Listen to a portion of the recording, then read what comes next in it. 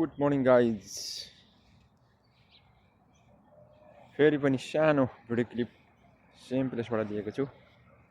आज फेरि नि टर्कीहरू यहाँ आएको छन् नि सानो चल्लो उतापट्टि। टक्क आज चाहिँ कतारको मौसम पानी पर्ला जस्तो छ। यस्तो सुनसान छ। बिहानको 6:30 बजे रियानको यो जगिङ ट्र्याक।